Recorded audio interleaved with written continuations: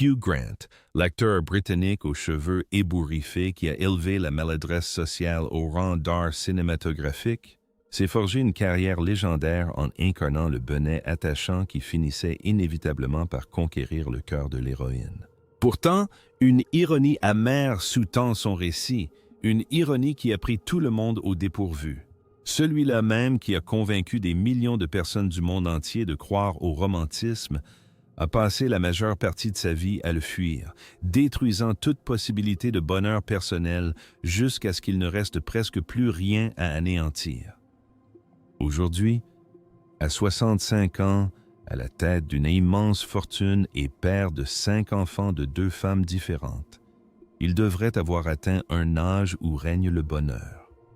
Pourtant, des sources proches de lui laissent entendre que sa flamme intérieure s'est éteinte depuis longtemps.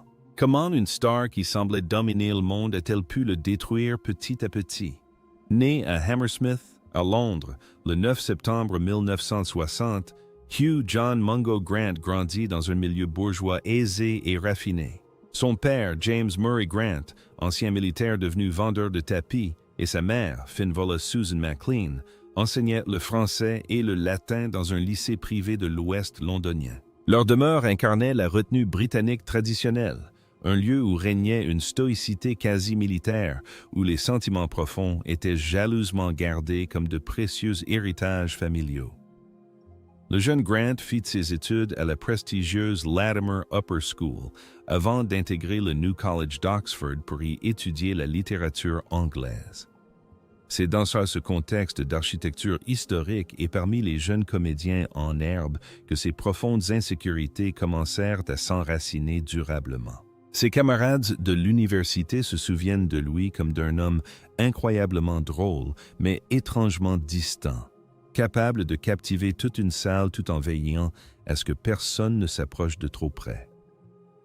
En rejoignant la troupe de théâtre d'Oxford, il comprit qu'il pouvait masquer sa véritable personnalité derrière des personnages de fiction, une stratégie d'évitement qu'il allait utiliser pendant les 40 années suivantes. Après avoir obtenu son diplôme en 1982, Grant se lance dans le monde impitoyable du cinéma, armé pour seuls atouts des traits marqués et un accent distingué.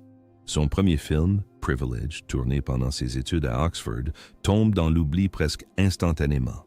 Il passe le reste des années 1980 à accepter des rôles insignifiants au théâtre et à la télévision, ce qui lui rapporte tout juste de quoi entretenir un appartement délabré à Londres. Le film d'époque Maurice, sorti en 1987, était censé révéler le talent de James Ivory, mais il ne parvint pas à le propulser sur le devant de la scène, le laissant relativement inconnu à 27 ans. À 30 ans, l'idée d'abandonner définitivement le métier le taraudait, confronté à des refus incessants et à une précarité financière, surtout comparé à ses camarades d'Oxford qui avaient embrassé des carrières lucratives dans le droit et la finance. Il était rongé par la crainte grandissante d'avoir fait le mauvais choix. 4 mariages et un enterrement. Puis, en 1994, une simple question de 4 mots changea radicalement son destin. Il pleut encore. Prononcé avec un sens du comique impeccable lors d'une scène matinale parfaite dans 4 mariages et un enterrement, cette réplique propulsa Grant au rang de star internationale à une vitesse fulgurante. Produit avec un budget modeste de 4,5 millions de dollars, le film engrangea la somme faramineuse de 245 millions de dollars à travers le monde, s'imposant comme le film britannique le plus rentable de l'histoire jusqu'alors. En un clin d'œil, cet artiste de 33 ans en pleine galère s'est métamorphosé en l'incarnation même de l'idéal romantique, discret, d'une grande sensibilité et doté d'un charme britannique irrésistible qui sublimait son bégayement. Le scénariste Richard Curtis a façonné le personnage principal en pensant spécifiquement à Grant, décelant une qualité que l'acteur lui-même ignorait. Sa maladresse naturelle n'était pas un défaut, mais au contraire un atout magnétique qui le rendait accessible plutôt qu'intimidant. En 1995, il remportait un Golden Globe et Hollywood était impatient de capitaliser sur la nouvelle sensation britannique.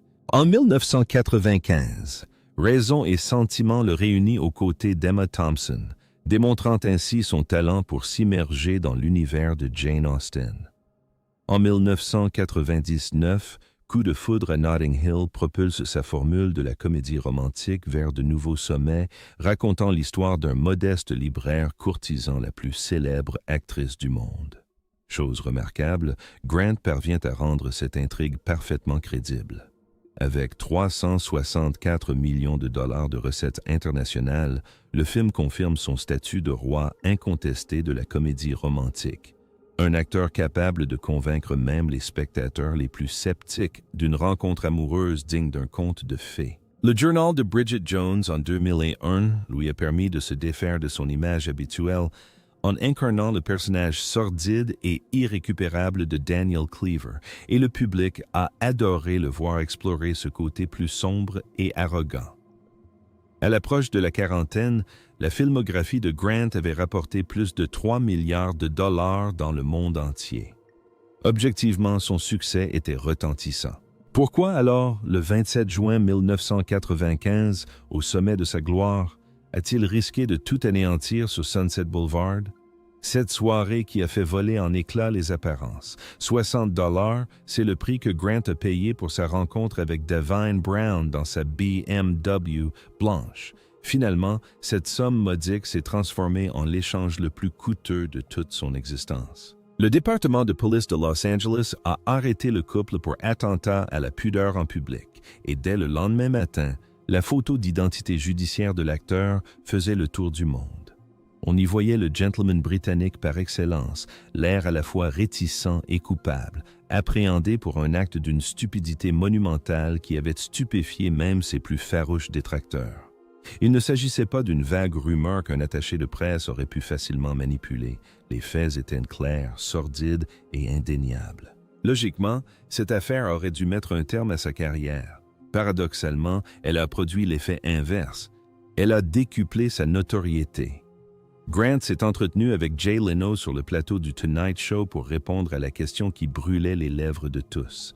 Lorsque Leno lui a demandé sans détour ce qui lui passait par la tête, Grant a donné une réponse qui relevait soit d'un coup de maître en matière de relations publiques, soit d'une profonde sincérité. « Je pense que dans la vie, on sait faire la différence entre le bien et le mal, et j'ai fait le mal, voilà. » Le public a applaudi à tout rompre. Il s'est avéré que le public américain était sensible aux excuses sincères. Son effusion de remords, typiquement britannique et empreint d'auto-punition, a parfaitement trouvé sa place à la télévision. En quelques mois, ses exigences salariales ont explosé. Les dirigeants d'Hollywood ont compris que cette épreuve humiliante l'avait humanisé, transformant le héros romantique et immaculé en un personnage complexe et attachant, avec une pointe d'ombre. Pourtant, les médias ont largement passé sous silence un élément crucial que Grant lui-même n'a qu'effleuré par la suite. Elizabeth Hurley ne l'a jamais quitté. Malgré l'humiliation publique profonde, les harcèlements incessants des paparazzi et le flot incessant de plaisanteries nocturnes, elle est restée inébranlable. La plus belle femme du cinéma britannique, qui aurait facilement pu trouver un partenaire ailleurs, a choisi de pardonner à celui qui l'avait dégradée aux yeux du monde entier. Cet acte de grâce exceptionnel aurait dû être un tournant, le moment précis où il a pris conscience de sa chance et changé de cap. Il n'en fut rien. Au contraire, cela a jeté les bases d'un cycle comportemental qui allait dominer les 25 années suivantes. Grant possédait un don étrange pour obtenir le pardon d'actes qui ruineraient inévitablement autrui, doublé d'une tendance encore plus déconcertante à gâcher la moindre seconde chance. L'amour qu'il a laissé filer. Grant et Hurley se sont rencontrés en 1987 sur le tournage d'un film espagnol intitulé Remando al Viento, à une époque où tous deux étaient ceints de jeunes acteurs en quête de succès. Pendant 13 ans, ils ont incarné le couple le plus en vue du show business britannique. Beau, talentueux et apparemment parfait. Elle l'a soutenu dans les moments difficiles, a applaudi son ascension fulgurante vers la gloire et a traversé avec lui la tempête du scandale de prostitution. Ils ont foulé d'innombrables tapis rouges, partagé des rires sincères et affiché une profonde complicité, chose rare dans le monde superficiel des idylles de célébrité. De la vie générale, Un mariage était inévitable. La vie générale était erronée. En mai 2000, ils ont annoncé publiquement leur séparation. Leur communiqué commun était l'incarnation même du décorum britannique, poli, vague, et affirmant qu'ils restent proches et n'ont aucun autre commentaire à faire. Pas de dispute explosive ni de révélation scandaleuse, simplement une fin discrète à ce qui aurait dû être une union pour la vie. Au fil des années, les deux parties ont abordé leur rupture avec prudence, dressant un tableau d'une simplicité désarmante. Grant était tout simplement incapable de s'engager. Il lui a avoué ouvertement l'aimer, mais un mécanisme interne le poussait à fuir l'idée d'un engagement à vie. Tandis que Hurley aspirait aux étapes traditionnelles du mariage et de la fondation d'une famille, Grant préférait se ménager des portes de sortie, gardant en quelque sorte un pied dehors. Le plus déchirant, c'est que Grant a reconnu son erreur au moment même où il la commettait. Lors d'une interview en 2016, il a reconnu avec regret que ne pas avoir épousé Hurley était une grave erreur, admettant qu'il aurait probablement dû la demander en mariage, une réflexion nostalgique qui, hélas, ne peut changer le passé. À ce moment-là, Hurley était déjà marié, avait divorcé, élevé un fils et s'était construit une vie totalement indépendante de lui.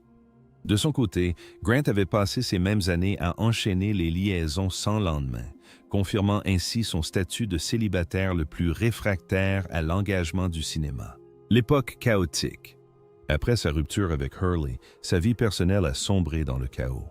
Entre 2004 et 2007, il a entretenu une relation amoureuse avec Jemima Khan, une mondaine britannique en vue, et l'ex-femme d'Imran Khan, icône du cricket pakistanais.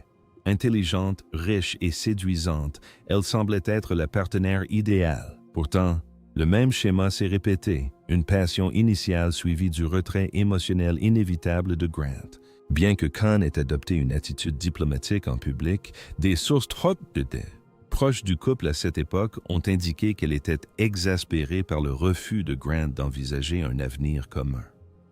Leur séparation en 2007 a redonné à Grant son statut de célibataire le plus convoité de Londres, une étiquette qui paraissait de plus en plus pathétique plutôt qu'enviable pour un homme approchant la cinquantaine. C'est alors qu'est apparue Tinglan Hong. L'actrice chinoise a eu une brève liaison avec Grant, de laquelle est née une fille, Tabitha, en septembre 2011. Sa réaction en disait long. Il a confirmé sa paternité et offert un soutien financier, mais a explicitement déclaré qu'il n'était pas en couple, affirmant au magazine People qu'il était ravi d'être père d'une manière à la fois respectueuse et détachée. La situation s'est rapidement compliquée. En 2012, tout en maintenant des relations intermittentes avec Hong, Grant entretenait simultanément une liaison avec la productrice de télévision suédoise Anna Eberstein. Hong a accueilli leur fils, Felix, en décembre 2012, 3 mois seulement après la naissance du troisième enfant de Grant, donné par Eberstein en septembre de la même année. Hugh Grant a donc eu 2 enfants avec 2 femmes différentes en l'espace de 90 jours. La presse à scandale s'est délectée de l'affaire. Eberstein a ensuite eu 2 autres enfants avec l'acteur, en 2015 et 2018. Malgré tout cela, 5 enfants de 2 mères différentes, Grant n'a jamais manifesté le désir de fonder une famille traditionnelle. Ce n'est qu'en mai 2018, à l'âge de 57 ans, qu'il a finalement épousé Anna Eberstein lors d'une cérémonie discrète à Londres. Il en vint à détester ce métier. Alors que sa vie privée se dégradait, sa carrière d'acteur connut un déclin prolongé et très médiatisé. Les années 2000 furent hostiles à l'ancien roi de la comédie romantique. Music and Lyrics, 2007, réalisa un score honorable de 145 millions de dollars de recettes mondiales, mais l'accueil critique fut tiède et son style, pourtant si caractéristique, s'essoufflait visiblement. Avez-vous entendu parler des Morgans? 2009 fut un échec retentissant, ne récoltant que 85 millions de dollars de recettes pour un budget de production de 58 millions. Les critiques ont impitoyablement souligné que voir Grant recycler pour la énième fois son personnage de Britannique désemparé n'avait plus rien d'attachant. Le désastre de Cloud Atlas, 2012, le montra enseveli sous des prothèses excentriques dans un projet tentaculaire des Wachowski qui déconcerta le public. Grant avoua plus tard avoir détesté la production et s'être senti dégradé par sa performance. Pourtant, parallèlement, son œuvre possédait une honnêteté brute presque admirable. Il détestait sincèrement ce en quoi il excellait, soulevant une question difficile. Quel est le coût psychologique de passer 15 ans à être encensé pour un art que l'on rejette fondamentalement? En 2014, Grant avait quasiment quitté les plateaux de tournage. Il a révélé par la suite qu'il souffrait d'épuisement professionnel, de dépression et d'un profond manque de repères. Hollywood avait tout simplement continué sans lui. À 54 ans, il était trop âgé pour incarner avec conviction le protagoniste épris, et pourtant trop ancré dans son image de célébrité pour passer aisément à un jeu d'acteur de composition. Il se retrouva isolé, incroyablement riche mais culturellement marginalisé, contraint de voir une nouvelle génération d'acteurs s'emparer des rôles complexes qui auraient pu être les siens s'il avait opéré ce virage professionnel 10 ans plus tôt. Les collègues qu'il s'est aliénés. Le succès durable à Hollywood repose en grande partie sur les relations de collaboration.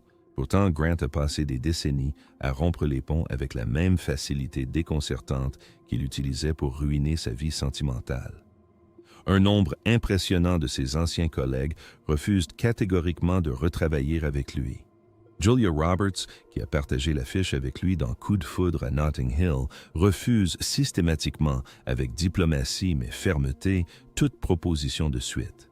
Les membres de l'équipe se souviennent d'un tournage extrêmement stressant où l'optimisme rayonnant de Roberts, typiquement américain, contrastait violemment avec le cynisme mordant de Grant, typiquement britannique.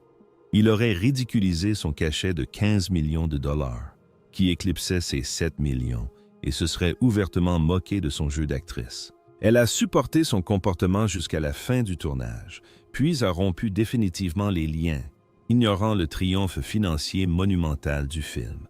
Sandra Bullock a vécu une épreuve similaire lors du tournage de L'amour sans préavis en 2002. Bien que le film ait été un succès commercial, rapportant 199 millions de dollars dans le monde, l'ambiance en coulisses était notoirement glaciale. Grant a ouvertement déclaré que l'enthousiasme débordant de Bullock l'épuisait, tandis que l'équipe de production a laissé entendre que Bullock considérait les sautes d'humeur de Grant comme un manque de professionnalisme flagrant. Leur alchimie à l'écran n'a fonctionné que grâce à leur talent d'acteur. Hors caméra, ils s'évitaient à tout prix. Aucune collaboration n'a suivi, seulement 2 stars fortunées faisant comme si leur succès commun n'avait jamais existé. Prenons aussi l'exemple de Renée Zellweger, sa partenaire dans les 3 volets de Bridget Jones, étalée sur 16 ans. On pourrait supposer qu'une telle proximité prolongée aurait pu engendrer une profonde amitié. Au contraire, les témoignages en coulisses décrivent une dynamique polie mais glaciale. L'interprétation immersive de Zellweger, qui impliquait une transformation physique et l'adoption d'un accent, irritait Grant, qui préférait une approche nonchalante et spontanée de ses scènes. Au fil des ans, ses remarques sur ses méthodes ont frôlé la condescendance, tandis que ses réponses, visiblement évasives lorsqu'on l'interrogeait à son sujet, en disaient long. Ils ont signé 3 immenses succès ensemble, mais se sont séparés sans la moindre étincelle de véritable complicité. Le thème principal est d'une évidence criante. Grant a partagé l'affiche avec les plus grandes stars d'Hollywood, a produit des chefs-d'œuvre incontestables, puis s'est retiré en laissant derrière lui un profond ressentiment. Les cinéastes le qualifient souvent de sarcastique et de difficile, un euphémisme pour dire insupportable. Il dénigre publiquement le genre qui a assuré sa légende et traite avec un mépris à peine voilé les partenaires qui ont sublimé son travail. Il est presque sidérant de voir comment quelqu'un pouvait prospérer dans un secteur où les relations sont primordiales, tout en nourrissant un tel mépris pour ses pairs. Cependant, cette stratégie était totalement intenable, une dure réalité à laquelle il a été confronté lorsque les scénarios ont cessé d'arriver. La réalité de 65 ans. Aujourd'hui, Hugh Grant ressemble peu à l'idole des années 90. Les photos actuelles révèlent un homme qui incarne pleinement son âge. Le visage marqué, les cheveux grisonnants, et portant la marque d'une fatigue intense, celle de quelqu'un qui a passé sa vie à lutter contre sa propre nature. Il a récemment connu un regain de popularité modeste grâce à des rôles de composition, interprétant des antagonistes et des personnages moralement corrompus dans des séries télévisées acclamées comme A Very English Scandal 2018 et The Undoing 2020. L'accueil critique a été dithyrambique, prouvant qu'il possède un talent dramatique bien au-delà des comédies romantiques. Cependant, il ne s'agit que de second rôles et d'apparitions ponctuelles, le genre de travail qu'on accepte une fois l'ère des premiers rôles définitivement révolue. Son apogée fut le triomphe de Notting Hill, film au budget de 364 millions de dollars. Aujourd'hui, il se contente d'un rôle dans 6 épisodes d'une série télévisée prestigieuse. Son union avec Anna Eberstein perdure, du moins légalement. Les paparazzi les surprennent parfois ensemble, paraissant amicaux mais sans passion débordante, comme un couple ayant simplement conclu un accord mutuellement avantageux. Il a 3 enfants avec elle et 2 avec Tinglan Hong, et selon la plupart des témoignages, il s'efforce d'être un père présent. Pourtant, des sources proches de la famille indiquent que leur relation est très tendue. Ses interactions avec les enfants de Hong seraient moins fréquentes. L'organisation des fêtes et des anniversaires de sa famille recomposée exige la froideur d'une fusion-acquisition plutôt que la chaleur d'une relation familiale. Grant a reconnu sans détour être devenu père bien trop tard et totalement démuni, soulignant que son cynisme profondément ancré n'est guère un atout pour élever des enfants. La tragédie ultime de son histoire est dépourvue de tout drame explosif ou d'intrigue scandaleuse. Elle est profondément triste. Hugh Grant a bénéficié de tous les atouts possibles, un timing impeccable, une chance inouïe, un charme naturel et une beauté saisissante. Il était profondément et sincèrement aimé d'Elizabeth Hurley, mais il l'a repoussé paralysé par la peur de l'engagement. Il a joué dans des films classiques qui restent cultes pour ensuite gâcher des années à se plaindre de sa participation. D'innombrables occasions de fonder une famille à son propre rythme se sont présentées à lui, mais il a retardé le mariage jusqu'à la fin de la cinquantaine, ayant des enfants au hasard, comme incapable de faire un choix définitif tant que les meilleures options n'avaient pas disparu. À 65 ans, il jouit d'une immense fortune et d'une reconnaissance professionnelle renouvelée grâce à ses récents rôles dramatiques, ce qui fait de lui un succès incontestable. Pourtant, de la vie générale, il est dépourvu de véritable bonheur. L'étincelle qui le rendait si attachant aux yeux du public international, l'incitant à fermer les yeux sur ses nombreux défauts, semble s'être éteinte au cours de son parcours. La réalité derrière le bégaiement. Que s'est-il passé exactement? Comment un homme comblé de tout peut-il passer à côté de si peu de choses essentielles? L'explication la plus simple est un sabotage chronique. L'idée que Grant souffre d'un profond trouble psychologique qui le pousse à détruire tout ce qui est positif. Il y a probablement du vrai là-dedans. L'arrestation sur Sunset Boulevard n'était pas un simple accident ni une erreur de jugement passagère. C'était une décision consciente de mettre en péril son monde entier pour un frisson éphémère. C'est le genre de choix qui n'a de sens que si une part inconsciente de lui désirait être détruite. Son parcours sentimental, marqué par la fuite dès que l'intimité s'approfondissait, révèle un homme terrifié par la véritable connexion émotionnelle. De plus, son autodestruction professionnelle, le rejet du genre qui le définissait et l'aliénation de ses collègues peut être interprété comme un acte d'autoflagellation, voire comme une vengeance contre une industrie qui a refusé de reconnaître ses aspirations dramatiques. Pourtant, un facteur plus subtil, typiquement britannique, entre également en jeu. Grant a grandi dans une culture où l'expression authentique des émotions était perçue comme un défaut, où la vulnérabilité était profondément honteuse et où la seule réaction acceptable face à un sentiment profond consistait en une boutade autodérisoire et un changement de sujet précipité. Il a bâti un empire en incarnant des personnages masculins fictifs qui reflétaient parfaitement cette philosophie. Des individus fascinants qui utilisaient leur humour maladroit comme une arme pour éviter toute véritable intimité. La triste réalité est qu'il n'a finalement pas su dissocier l'acteur du rôle. Ce bégaiement attachant à l'écran était en réalité un mécanisme de défense qu'il avait adopté toute sa vie pour éviter d'aborder des dialogues profonds sur des émotions complexes. Lorsqu'il a réalisé qu'il avait passé des décennies à se faire passer pour un personnage, ce dernier avait fini par absorber sa véritable identité. Lors de ses récentes apparitions publiques, fort de la sagesse de l'âge, Grant laisse parfois transparaître quelques failles dans son masque. Il concède ouvertement qu'il aurait dû épouser Hurley. Il reconnaît que son mépris affiché pour les comédies romantiques était en grande partie autodestructeur et ingrat. Il admet même qu'avoir des enfants avec 2 femmes simultanément n'était pas, pour reprendre ses propres termes, idéal. Observer ces éclairs de vulnérabilité est déchirant, surtout parce qu'ils arrivent bien trop tard pour changer le cours des choses. Ce sont là les profondes révélations que l'on est censé vivre à 35 ans, et non à 65. Si cette conscience de soi s'était manifestée quelques décennies plus tôt, elle aurait peut-être sauvé ses relations amoureuses, sa carrière et son bonheur personnel. Que réserve l'avenir à Hugh Grant?